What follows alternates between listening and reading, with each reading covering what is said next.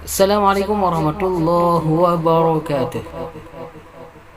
Alhamdulillah wassalatu wassalamu ala Rasulillah wa ala alihi wa sahbihi wa mawalah. Hadirin kaum muslimin rahimakumullah. Perjumpaan kita pada hari yang berbahagia ini, kita melihat sebuah judul, jauhi 4 perkara agar tidak binasa. Hadirin berbahagia, sebagaimana kita ketahui, manusia diciptakan di dunia ini adalah untuk beribadah kepada Allah yang Maha Pemurah. Maka oleh karena itu, kewajiban manusia adalah memperbanyak amal soleh yang dituntunkan dengan landasan keimanan dan keikhlasan. Ayo hadirin berbahagia, kita harus selalu ingat dan waspada bahawa akhirat sudah sangat dekat. Itulah alasannya berbekal untuk akhirat harus disegerakan. Tidak boleh ditunda-tunda. Allah Subhanahu wa taala berfirman dalam Al-Quran, Ya ayyuhalladzina amanu taqullaha wal tanzur nafsum ma qaddamat lighad wattaqullaha innallaha khabirum bima ta'malun. Yang maknanya, wahai orang-orang yang beriman, bertakwalah kepada Allah dan hendaklah setiap diri memperhatikan apa yang telah diperbuatnya untuk hari esok, dan bertakwalah kepada Allah, sesungguhnya Allah Maha mengetahui apa yang kamu kerjakan. Hadirin berbahagia, Imam Ibnu Jauzi rahimahullah berkata, firman Allah Subhanahu wa taala, wal tandur nafsum ma qaddamat lighad, ya, hendaklah setiap diri dari apa yang telah diperbuatnya untuk hari esok, ia itulah seorang dari kamu memperhatikan apa yang telah diamalkan.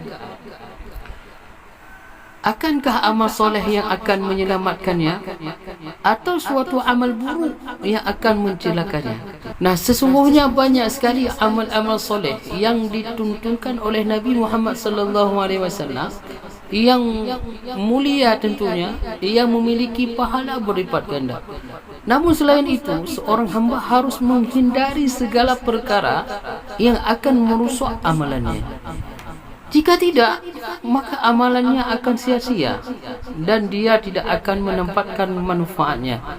Di antara perusak amal yang harus dijauhi adalah 4. Ya, ada 4 yang harus dijauhi. Nah, yang pertama adalah dosa dan kemaksiatan. Dosa dan kemaksiatan, 2 perkara yang paling banyak menggugurkan kebaikan dan memberatkan segala keburukan.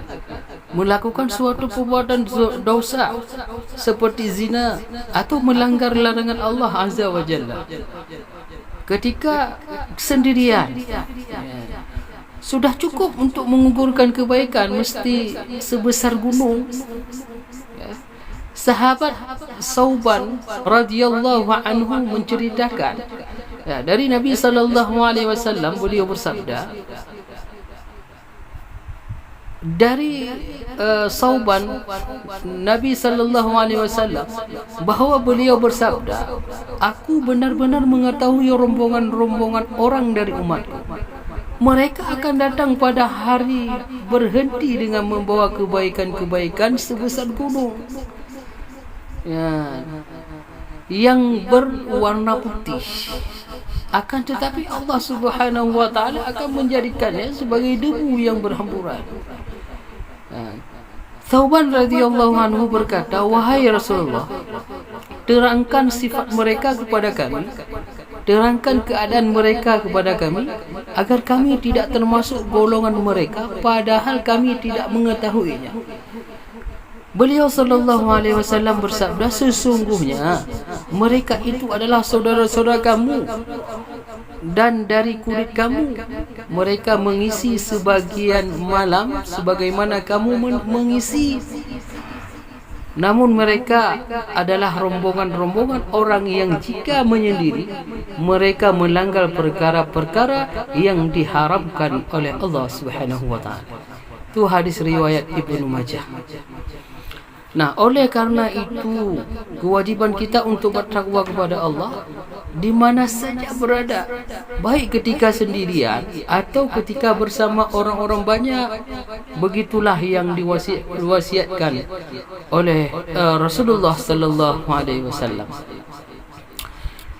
Nah, kemudian Rasulullah sallallahu alaihi wasallam bersabda, bertakwalah kepada Allah azza wa jalla di mana saja kamu berada. Iringilah keburukan dengan perbuatan baik, niscaya kebaikan itu akan menghapusnya dan bergaullah dengan manusia dengan akhlak yang baik. Hadis riwayat Ahmad dan At-Tirmizi. Yang kedua, ujub dan terperdaya dengan amal soleh. Ujub, ya, atau disebut dengan membanggakan diri dan terperdaya dengan amalan soleh akan membatalkan pahalanya. Pelakunya mengira dia akan masuk surga hanya dengan amalnya saja. Seorang muslim harus tahu bahawa dia mampu melaksanakan amalan-amalan soleh itu karena karunia dan taufik Allah. Jangan sampai dia terperdaya dengan banyak amalannya karena dia tak tahu apakah amalnya akan diterima oleh Allah atau tidak. Karena sesungguhnya Allah Subhanahu wa taala hanya menerima amalan soleh dari orang-orang yang bertakwa. Sebagaimana Allah Subhanahu wa taala berfirman, sesungguhnya Allah hanya menerima dari orang-orang yang bertakwa. Surat Al-Maidah ayat 27.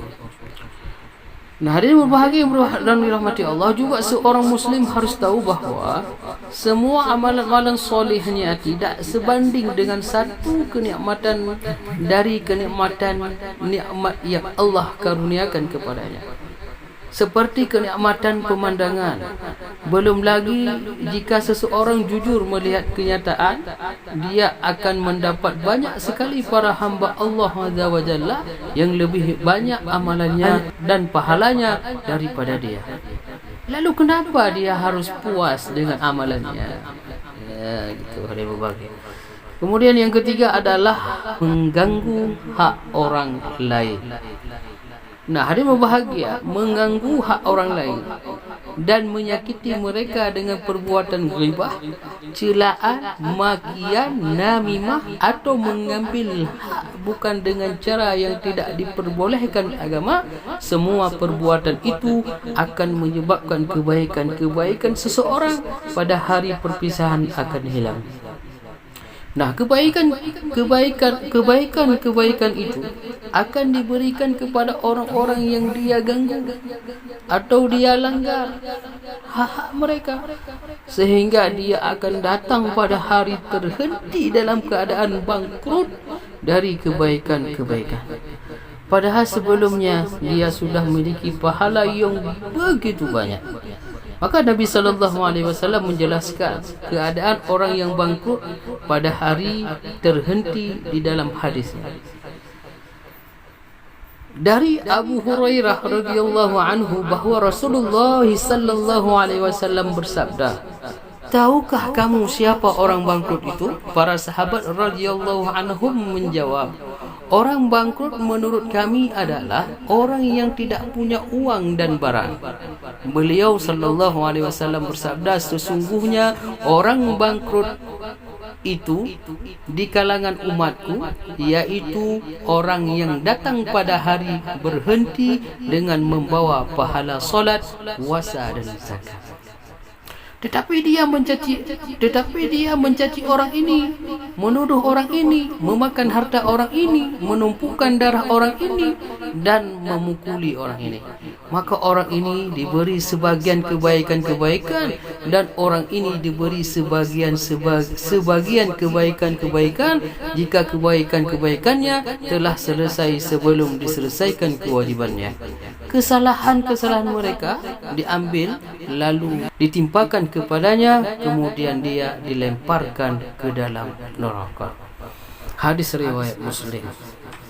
Yang terakhir, yang keempat yang berbahagia adalah keburukan yang dosanya terus berjalan. Hadirin rahimakumullah, sesungguhnya ada keburukan-keburukan yang dosanya terus berjalan memakan kebaikan-kebaikan seseorang walaupun pelakunya telah meninggal dunia. Di antara keburukan-keburukan yang dosanya terus berjalan adalah mengilingi kaum muslimin dan merusak mereka, seperti fatwa dengan tanpa ilmu, menjauhkan seorang muslim dari ketaatan, menyebarkan keset-keset yang membolehkan hal-hal yang haram, atau video-video porno kepada orang lain, membeli parabola atau membuat jaringan internet untuk melihat video porno. Pada lainnya, Nabi SAW telah bersabda, barang siapa melakukan perbuatan yang buruk di dalam agama Islam seperti kemaksiatan, bid'ah dan lainnya, kemudian diikuti oleh orang-orang lain, dia menanggung dosanya dan dosa orang yang mengamalkannya setelahnya tanpa mengurangi dosa-dosa mereka sedikit pun. Hadis riwayat Muslim.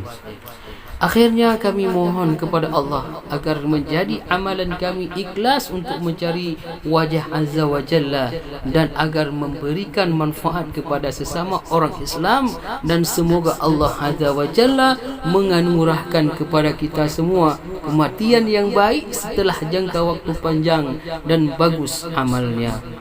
Wahai Allah, jadikanlah akhir umur kami di dalam amalan-amalan ketaatan.